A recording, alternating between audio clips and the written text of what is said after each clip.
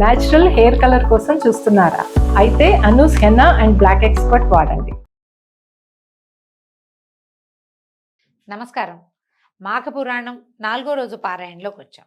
వశిష్ఠ మహర్షి, దిలీప మహారాజు మాట్లాడుకుంటున్నారు.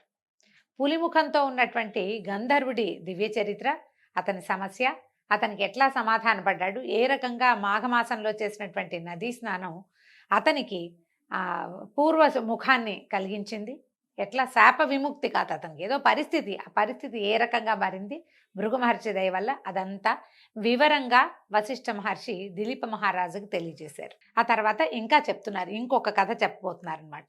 పూర్వము కుత్సుడు అనే పేరున్నటువంటి ఒక సద్బ్రాహ్మణుడు ఉండేవాడు. ఇతను కర్దమ మహర్షి యొక్క కుమార్తెని వివాహం చేసుకున్నాడు. కాలక్రమేణా వారికి ఒక కుమారుడు కూడా కలిగాడు. ఈ కుత్సుడు అనే ఆయన కుమారుడు కాబట్టి అతనిని కౌత్సుడు అనేవారట. కుత్సుని యొక్క కుమారుడు కౌత్సుడు. ఇతనికి 5వ ఏడు రాగానే ఉపనయనం చేశారు. 5-6 ఏళ్ళు అంటే 5వ ఏడు అని పురాణాల్లో రాస్తారు. గర్భాష్టమం అని చెప్తాం కదా మనం.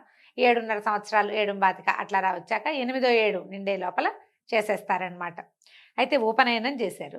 ఈ బాలుడు దినదిన ప్రవర్ధమానుడిగా పెరగటం మొదలుపెట్టాడు. చదువుకుంటున్నాడు. పెద్దల్ని గౌరవించడం, మర్యాద, మన్నన, విద్యాభ్యాసం పట్ల అమిత శ్రద్ధ, నీతి నియమాలు, శమధమాదులు పాటించటము, దైవభక్తి మొదలైన సుగుణాలు కలిగి దైవ కార్యాలు నెరవేరుస్తూ నిదానంగా పెద్దవాడయ్యాడు. సకల శాస్త్ర పారంగతుడు కూడా అయ్యాడు. కొంతకాలానికి బ్రాహ్మణుడికి కుర్రవాడికి యుక్త వయస్సు వచ్చింది.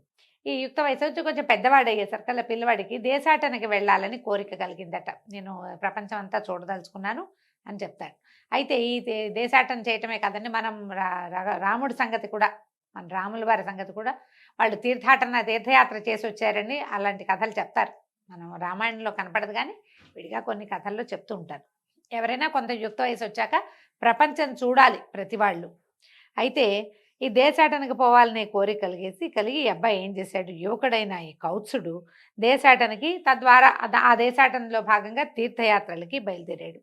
అనేకమైన పుణ్యక్షేత్రాలని దర్శిస్తూ, సిద్ధులను, యోగి పుంగవులను సేవిస్తూ, ఎన్నో రకాల తీర్థాటనలు చేస్తూ మాఘమాస సమయానికి కావేరీ నదీ తీరానికి చేరుకున్నాడు. శ్రీరంగ క్షేత్రం చుట్టుపక్కల ఎక్కడో వెళ్ళాడనమాట.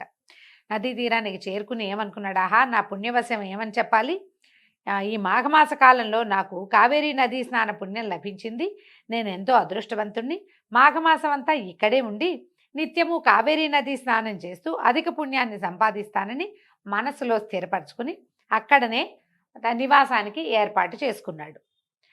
నిత్యము విష్ణు పూజలు చేస్తూ భగవద్భక్తితోటి కాలం గడపటం మొదలుపెట్టాడు. రోజు పొద్దున్నే స్నానం చేసేవాడు. ఉదయకాలము త్రికాల సంధ్యావందనాదులు చేసేవాళ్ళు. అప్పట్లో త్రికాల సంధ్యావందనం అంటే ఉదయం పొద్దున్నే వెళ్ళడము, సూర్యుడికి అర్ఘ్యం ఇచ్చి సంధ్యావందనం చేసుకోవటం, మధ్యాహ్నం మళ్ళీ దిగటం, నదిలో స్నానం చేయకుండాను. స్నానం కూడా మధ్యాహ్నాలు స్నానం చేసేవాళ్ళు అవునో కాదో ఎక్కడా చెప్పబడదండి, కానీ త్రికాల సంధ్యావందనం అని మాత్రం చెప్తూ ఉంటారు ఖచ్చితంగా.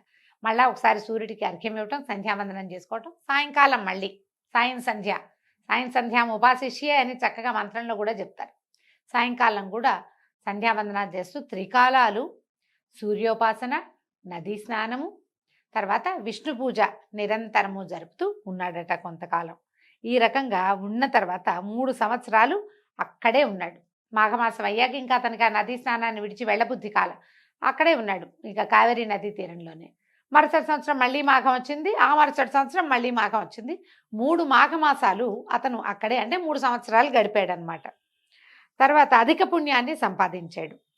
పిమ్మట సమస్త కోరికలను నెరవేర్చుకోవడానికి అక్కడే ఉన్నటువంటి సమీపంలో ఉన్న ఒక పర్వతం మీద ఘోరంగా తపస్సు చేయటం మొదలుపెట్టాడు. ఈ 3 సంవత్సరాలు ఇక్కడ ఉండేసరికల్లా ఇతనికి పెద్దగా సంసార తాపత్రయం లేక భగవంతుణ్ణి దర్శించాలని ముక్తి మార్గాన్ని అన్వేషిస్తూ తపస్సాధనకి పూనుకున్నాడు. తపస్సు చేయగా కొంతకాలానికి ఎట్లా చేశాడు ఈయన తపస్సు, తదేక దీక్షతోనూ అధిక నిష్ఠతోనూ నిర్మల మనసుతోనూ ఘోర తపస్సు చేస్తున్నటువంటి ఈ విప్రకుమారుడికి అనతి కాలంలోనే, అంటే చాలా కాలం గడవక ముందే విష్ణుమూర్తి శ్రీమన్నారాయణ స్వరూపంలో ప్రత్యక్షమయ్యాడు. వత్సాలేమో నీ భక్తికి మెచ్చితిని, నీకేం వరం కావాలో కోరుకోమని భగవంతుడు సెలవిచ్చాడు.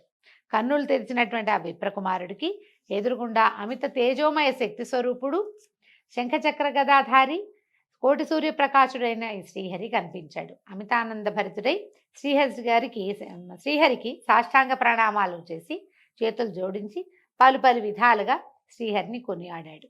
తనని అత్యంత భక్తి శ్రద్ధలతో కొలిచిన బ్రాహ్మణ యువకుడి భక్తికి సంతోషించినటువంటి శ్రీహరి అతనితో ఇట్లా అన్నాడు: ఓ బ్రాహ్మణ బాలక, నీవు ఎంతో అఖండ భక్తి శ్రద్ధలతో నన్ను వేనేళ్ల కొనియాడి సంతుష్టుని చేశావు.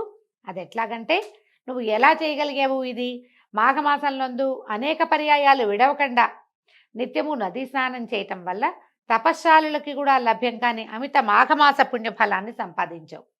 మాఘమాస నదీ స్నాన ప్రభావం వల్ల నాకు నీపై ఎనలేని ప్రేమానురాగాలు కలిగాయి. కాబట్టి ఓ విప్రుడా, నీకేం కావాలో కోరుకో, నీ అభీష్టం నెరవేరుగాక అని భగవంతుడు పరిపరి విధాలుగా అతన్ని దీవించాడు. శ్రీమన్నారాయణే సాక్షాత్తు ప్రత్యక్షమై ఇట్లా పలికిన మాటలకి విప్రబాలుడు ఎంతో సంతోషించి, ప్రభు జగద్రక్షక శ్రీమన్నారాయణ, ఆపద్బాంధవ, అనాథరక్షక, సర్వాంతర్యామి శ్రీహరి, నమోస్తు నమోస్తు అని పదే పదే నమస్కారాలు చేసి, నీ దివ్యమంగళ విగ్రహం చూసినంతనే నా జన్మ తరించిపోయింది తండ్రి. నీ దర్శన భాగ్యం తప్ప నాకు ఇంకే కోరికలు లేవు. భగవంతుడు ప్రత్యక్షమై ఏం కావాలి అని కోరుకుంటే, ఏం కోరుకోరా నాయన నీ ఇష్టం అంటే ఏం చేస్తాం మనం? నిన్ను చూసాను చాలంటారా?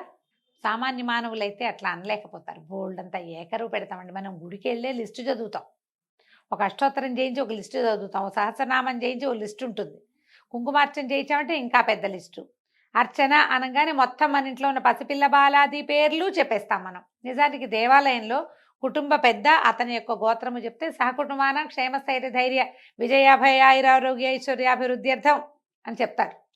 ఆయన తాలూకు సమూహం అందరికీ లభిస్తుంది. కానీ మనం ఊరుకోమట్ల పేరు పేరున ఎక్కడ ఏ పేరు మిస్ అయిపోతుందోనని దేవాలయంలో చంటి బిడ్డల పేర్లు కూడా చెప్తాం కదా. భగవంతుడు ప్రత్యక్షమైతే ఊరుకుంటామా మనం? కానీ ఈయన ఊరుకున్నాడు. ఈయన ఏమంటున్నాడంటే, అయ్యా, నీ దివ్యమంగళ విగ్రహాన్ని చూసినంతనే నా జన్మ తరించిపోయింది తండ్రి. నీ దర్శన భాగ్యం తప్ప నాకు ఇంకా ఏ కోరికలు లేవు. ఏ భగవంతుణ్ణి కన్నులారా దర్శించి తరించుదామని ప్రజలంతా భావిస్తారో నాకది మాఘమాస నదీ స్నాన మహిమ వల్ల లభించింది. వేల కొలది సంవత్సరాలు నీ దర్శన భాగ్యం కోసం ఘోర తపస్సు చేసినా లభించనిది కేవలము మాఘస్నానం వల్లే నాకు ఇది సిద్ధించింది. నీ దర్శన భాగ్యం ఇప్పించి నన్ను ధన్యుని చేశావు.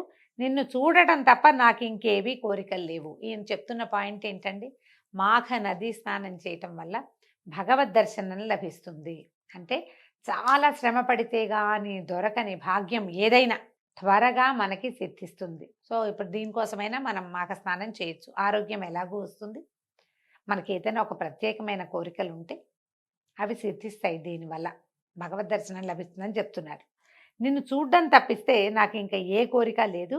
కానీ నీ యొక్క ఈ దివ్యమంగళ స్వరూపము ఇక్కడ సర్వకాలములందు భక్తజనులకు లభ్యమయ్యేలాగా చేయమని కోరుతున్నాను అని పదే పదే ప్రార్థించాడట భగవంతుడిని. ఆ తర్వాత ఆ కొండ మీద ఎక్కడ కావేరీ నదీ తీర ప్రాంతంలోనే భగవంతుడు కొలువై ఉన్నాడని. కావేరీ నదీ తీర ప్రాంతం అంటే మనం శ్రీరంగం అని అలాంటిది చెప్పుకోవచ్చు. అంటే అక్కడ చాలా రంగక్షేత్రాలు ఉన్నాయి. శ్రీరంగం ఈ మన కావేరీ చుట్టుపక్కల కావేరీ పరివాహక ప్రాంతాల్లో ఎన్నో విష్ణువాలయాలు ఉన్నాయి.